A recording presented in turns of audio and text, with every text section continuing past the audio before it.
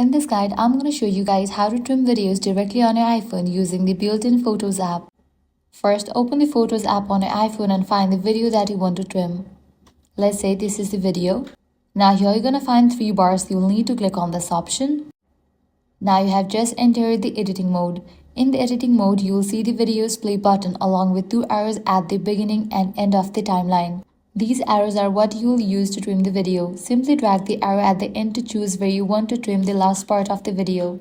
Once you have made your selection, the highlighted yellow section shows what will remain, and the gray section indicates what has been trimmed. You can also trim the beginning of the video by dragging the arrow on that side. Once you're happy with your selection, tap play to preview your trimmed video.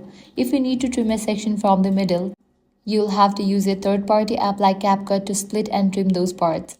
When you are done, click on the option Done.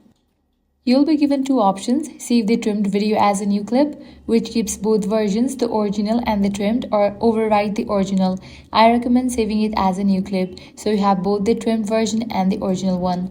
And that's it. This way you can easily trim videos on iPhone. If this guide helped you out, do not forget to like, share and subscribe.